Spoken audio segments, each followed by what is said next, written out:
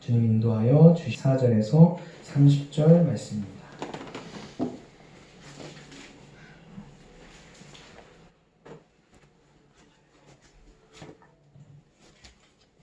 민수기 11장 24절에서 30절 말씀입니다. 저와 여러분이 한 절씩 기록하겠습니다.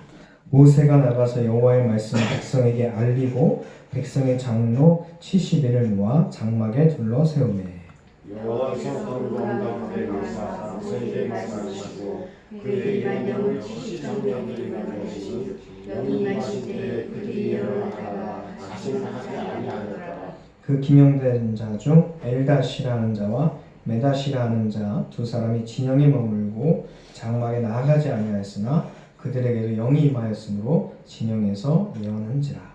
한 소년이 달려와서 모세에게 전하이르되 엘다과 메다시 진중에서 예언하나이다 하매 택한 자 중 한 사람 곧 모세를 섬기는 눈의 아들 여호수아가 말하이르되 내 주 모세여 그들을 말리소서.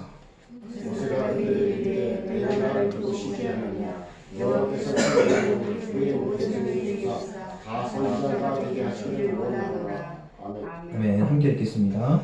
모세와 이스라엘 장로들이 진중으로 돌아왔더라. 아멘.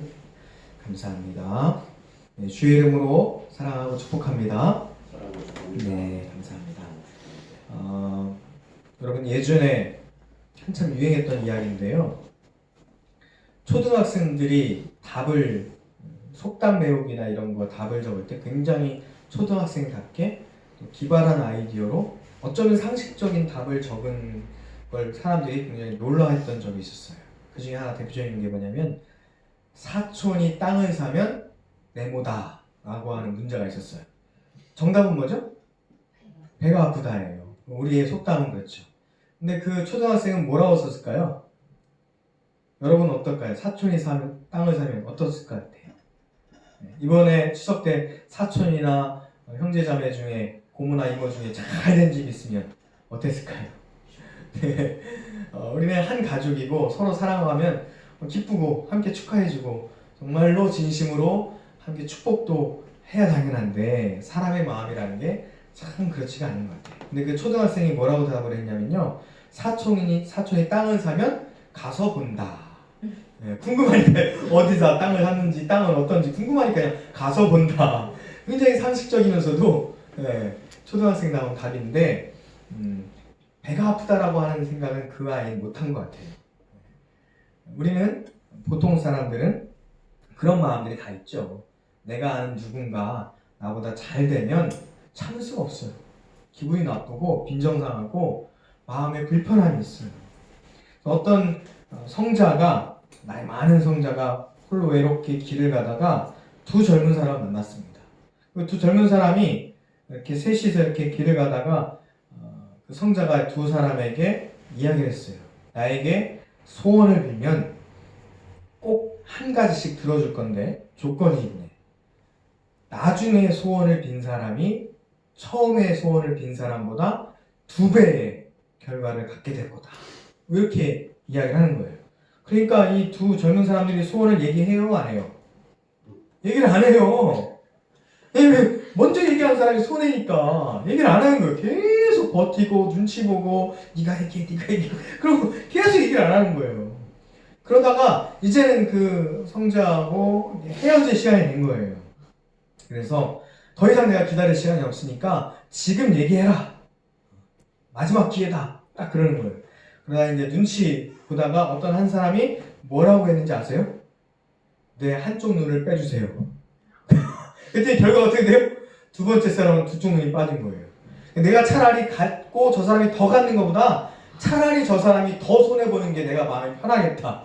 내 눈 하나를 희생시키면서. 지연한 얘기일지 몰라도 우리 사람들의 마음이 그렇다는 거예요. 내가 조금 더 갖고 저 사람이 더 갖는 거 이거 꼴 보기 싫다는 거예요. 차라리 내가 손해봐도. 이게 사람들의 참 마음속에 자리 잡고 있는 못된 마음들입니다. 이게 이 젊은 사람들의 안타까운 이야기인 것 같지만 누구나 다 그래요. 시기라고 하는 마음, 또 질투라고 하는 마음. 이 시기라고 하는 것은 영어의 질러시라고 하는 뜻에서 왔는데 헬라어에서 젤로스에서 이렇게 유래가 됐어요. 또 다른 표현에서는 푸도노스라고 하는 말이 있는데 이거는 다른 사람의 이익과 번영함에 대해서 불편함이 있다라고 하는 뜻이 또 있는 거죠. 어떤 사람은 막 설렁설렁 사는 것 같은데 잘 돼요. 뭐 시험도 잘 붙고 돈도 잘 벌고 내가 볼 땐 또 학생들 가운데 가장 그게 있죠. 시험날 따와서 나 어제 밤새 공부도 안 하고 자고 왔어. 근데 시험 보면 하나밖에 안 틀리고 다 맞거나 너 놀았다며? 맨날 노는 것 같은데 시험 잘 보고 마음이 아프죠. 내 동료 중에 어떤 사람은 승진하고 어떤 사람의 산 집은 오르고 내 집은 안 오르고 그러면 참 또 마음에 불편함이 있죠. 진심으로 축하해주고 함께 기뻐해야 되는데 우리는 그러기가 참 쉽지 않습니다. 창세기에도 또 성경에도 이러한 이야기가 참 많이 나와요. 가장 대표적인 이야기가 가인과 아벨이죠. 이 두 형제, 다른 사람도 없는데 이 두 형제, 딱 두 형제가 제사를 드리는데 하나님께서 가인의 제사는 받지 않고 아벨의 제사는 받으니까 가인이 또 마음이 불편한 거예요. 그래서 어떻게 돼요? 하나밖에 없는 동생을 돌로 쳐 죽이죠. 성경은 그들이 들에 함께 있을 때 가인이 아벨을 돌로 쳐 죽였다고 기록하고 가인이 살인이 두 사람만 있는 가운데 행해졌다라고 의미하고 이야기하고 있습니다. 이 범죄가 은폐되고 아무도 모를 거라고 생각을 했을 거예요. 네, 누가 아세요? 하나님은 아세요. 또 이스라엘의 초대 왕이었던 사울 왕이면요 이스라엘 초대 왕이에요. 다 가졌어요. 나중에 왕권이 뭐 약해지고 이럴 때가 아니라 왕권이 처음 들어섰기 때문에 가장 강력한 힘을 가졌고 또 백성들이 막 원했기 때문에 또 왕권 권력뿐만 아니라 그 사울을 표현할 때 어떻게 표현했어요? 용모도 아주 뛰어나고 키도 크고 사람들보다 하여튼 정말 멋있는 사람이 사울이었어요. 신체적으로나 부나 명예나 권력이나 모든 것을 다 가졌어요. 누구보다요? 다윗보다요. 다윗은 어리고 작고 용모도 별 볼 일 없고 그 당시에는 나중엔 왕이 되지만 물론 골리앗을 죽였다 할지라도 많은 사람들한테 칭찬받는다 할지라도 그래도 아직은 별 볼 일 없는 사람이에요.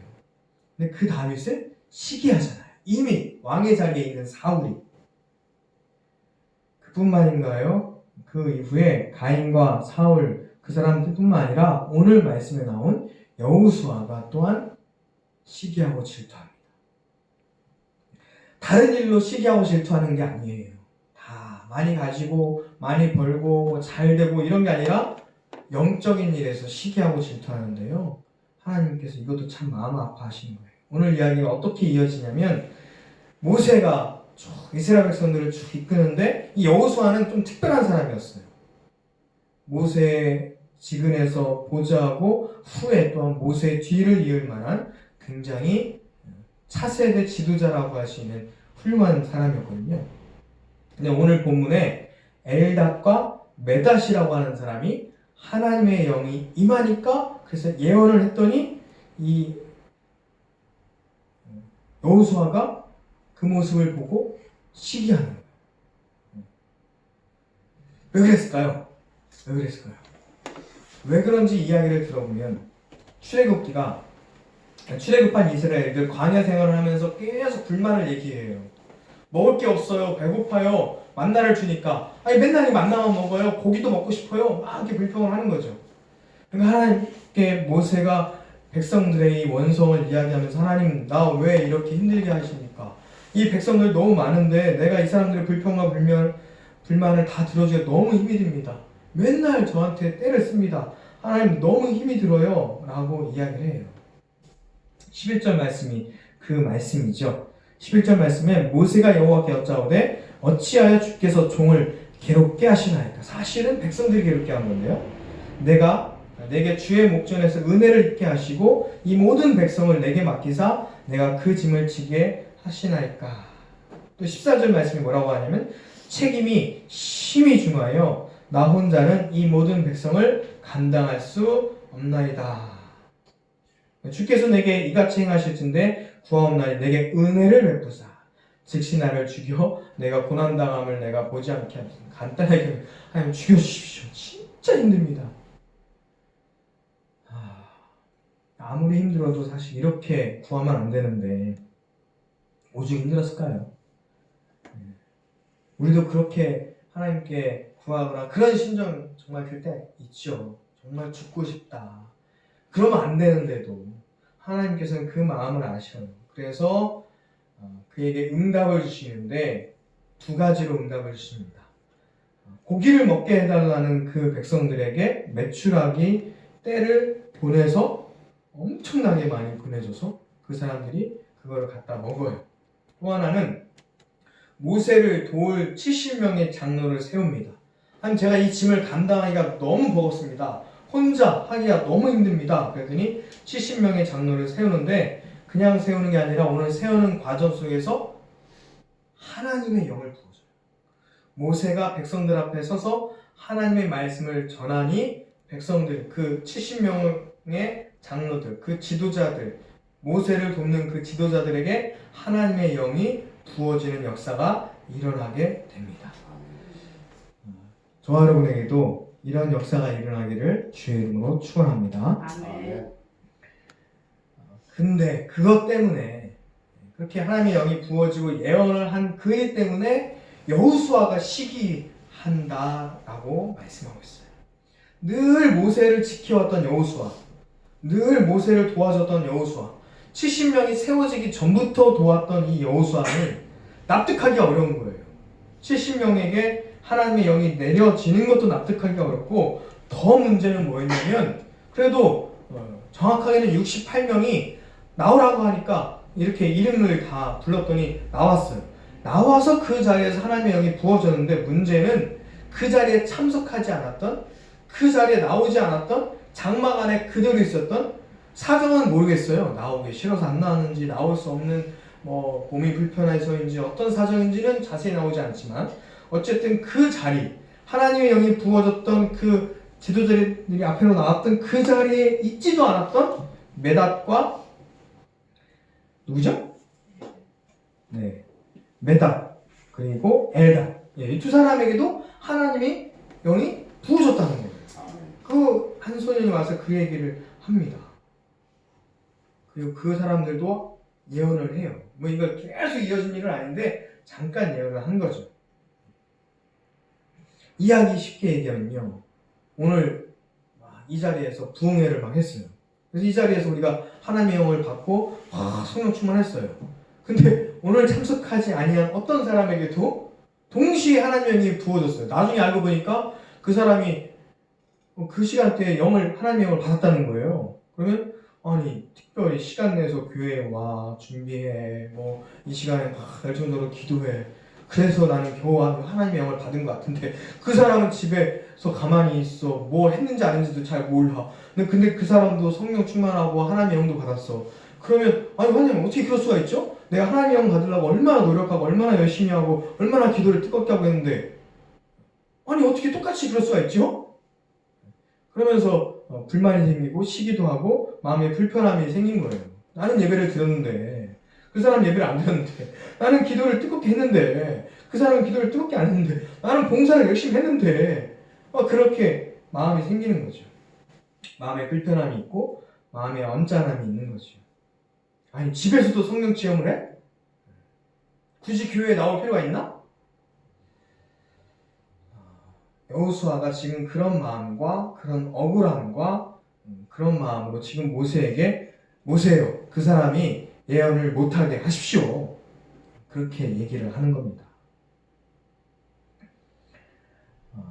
지금까지 제가 모세 당신의 곁을 지키지 않았습니까? 힘들고 고된 일 제가 다 했잖아요. 근데 아무것도 안 한 그 사람과 똑같이 하나님의 영을 받으면 이게 되겠습니까? 이렇게 얘기하는 거죠. 똑같은 모습이요, 예수님 당시 예수님 제자들 가운데 요한에게도 있었어요. 마가복음 9장 38절에 보면 요한이 이렇게 말해요. 예수님께, 선생님, 우리를 따르지 아니한 어떤 자가 주의 이름으로 귀신을 내어 쫓고 하는 걸 봤는데 우리가 보고 우리를 따르지 아니함으로 금하였나이다 라고 요한 얘기해요. 지금 우리와 함께 있지 않은데 그 사람이 예수님의 이름으로 그런 일을 한다는 거예요. 제자들 이외에 다른 사람이 믿는 가운데 그런 일을 할 수도 있고 또 그들 모두가 늘 예수님처럼 예수님 곁에 있었던 건 아니거든요. 12명 또는 무리들 또는 그 자리에 함께 있었지만 또 다른 자리에 또 있을 수도 있고 심지어 다락방에는 그 다른 제자들 예수님 만질 때 도마는 그 자리에 없었잖아요. 그러니까 그 자리에 없었던 사람일 수도 있고요. 그 사람이 지금 예수님의 이름으로 능력을 행한다는 거예요.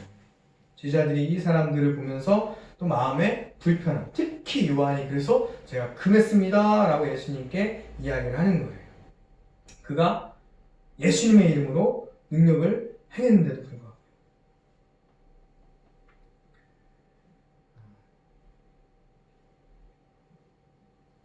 그랬더니 예수님께서요 뭐라고 말씀하십니까? 금하지 말라. 내 이름으로 의탁하여 능한 일을 행하고 즉시로 나를 비방하는 자가 없다. 우리를 반대하지 않는 자는 우리를 위하는 자다라고 말씀합니다. 엘답과 마닷이 예언할 때 시기했던 여호수아, 예수님 곁에 없었지만 예수님의 이름으로 능력을 행했던 그 사람들을 시기했던 요한과 또한 제자들, 또한 오늘도 우리들 가운데 누군가 성공하고 잘되고 또한 영적으로 나보다 잘되는 것을 보면서 시기하고 마음에 불편함이 있다면 뭐가 다를까요? 같은 거거든요. 여호수아를 위해서 모세의 가르침이 또한 제자들을 위해서 예수님께서 가르쳐 주시는 말씀이 있어요. 우리는 시기하지 않는 삶을 살기 위해서 우리가 갖춰야 될 것은 무엇일까요? 첫째는요, 내 뜻이 아닌 하나님의 뜻이 이루어질 것을 기뻐해야 됩니다. 그러면 시기하지 않을 수 있어요. 내 뜻이 이루어지기를 막 기도하면 내 뜻이 아니라 다른 사람들의 뜻이 이루어지는 걸 보고 참을 수가 없는 거예요. 그런데 그의 나라와 그의 의를 위하여 하나님의 뜻을 위하여 구하는 자는 그 하나님의 역사들이 일어나는 것이 다 하나님의 역사들이니까요. 함께 기뻐할 수 있죠. 두 번째는 특권의식을 내려놔야 됩니다. 나만 할 수 있다는, 나만 능력을 행할 수 있다는, 또한 나만 사랑을 받아야 된다는, 나만 그 일을 할 수 있다고 하는 그런 특권의식을 내려놔야 돼요. 다른 사람도 사랑받을 수 있고요. 다른 사람도 그런 능력을 행할 수 있고요. 다른 사람도 섬길 수 있고, 다른 사람도 행할 수 있고, 다른 사람도 나눌 수 있고, 다른 사람도 영적인 일을 할 수 있어요. 목사만 하라는 법도 없고요. 요한은 이미 예수님께 충분히 사랑받는 사람이에요. 심지어 뭐라고 표현합니까? 예수님의 사랑받는 제자라고 표현하잖아요. 그런데도 부족한 것 같아요. 미국 속담에 두 가지, 심장에 좋지 않은 두 가지가 있대요. 러닝업 있고 러닝다운이 있대요. 이건 뭐냐면 그냥 단순히 막 뛰어가지고 올라가는 것이 아니라 러닝업은 급하게 뭔가를 하는 거고 러닝다운은 다른 사람들을 깎아내리는 거예요.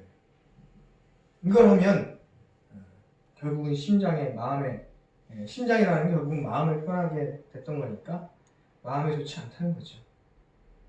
상대방을 깎아내려서 내가 높아지는 그 마음. 시기심은 개인, 말할 것도 없고 공동체는 더더군다나 병들게 하고 아프게 하고 깨지게 하는 아주 나쁜 거예요. 쇠약하게 합니다. 우리 마음속에 늘 내재되어 있어요. 그런데 어떻게 해야 됩니까? 내 마음이 아니라 아까도 말씀드렸지만 주님의 마음, 하나님의 아버지의 마음이 우리에게 충만해지면 사랑하게 되는 거죠. 형제들끼리는 싸울 수 있어요. 형제 중에 누군가 잘 되면. 부모는 형제들 중에 잘 되면 기분 좋은 거죠. 물론 다른 형제가 또 잘 되기를 위해서 기도는 해야 되겠지만 한 사람이 잘 된다고 해서 다른 형제들이 마음을 먹는 것처럼 그 자녀를 시기하고 질투하진 않잖아요. 이게 아버지의 마음인데 하나님의 아버지의 마음처럼 우리가 가져서 누군가 잘 되든 못 되든 사랑하고 축복하고 함께 기뻐하고 인간의 욕심에 의해서가 아니라 하나님의 뜻이 이루어질 수 있도록 쉽진 않지만 사촌이 땅을 사면 배 아파하는 것이 아니라 가서 보고 축복해 줄 수 있는 그런 저와 여러분 되기를 주의 이름으로 축원합니다. 아멘. 그것이 세상적으로 잘 되는 일이든 아니면 영적으로 잘 되는 일이든 동일하게 하나님 아버지의 마음으로 사랑하고 축복하고 격려하고 함께 기뻐하고 기도하는 저와 여러분 되기를 주의 이름으로 축원합니다. 아멘. 기도하겠습니다. 사랑과 은혜 하나님 감사합니다. 우리는 사랑이 부족한 사람입니다. 내 사랑, 내 마음으로는 온전히 사랑할 수가 없습니다. 시기하고 질투하고 마음에 불편함이 있습니다. 그런데요, 내 마음이 아니라 내 뜻이 아니라 내 좁쌀 같은 좁은 마음이 아니라 하나님 아버지의 마음을 내게 부어주셔서 사랑하고 용서하고 품고 기도하게 하나님의 사람들이 되게 하여 주시옵소서. 아멘. 예수님의 이름으로 기도합니다. 아멘. 보소서 주님, 주님 마음 내게 보여주소 찬양하고요. 찬양하면서 헌금 드리고 헌금 기도와 축도로 예배를 마치도록 하겠습니다.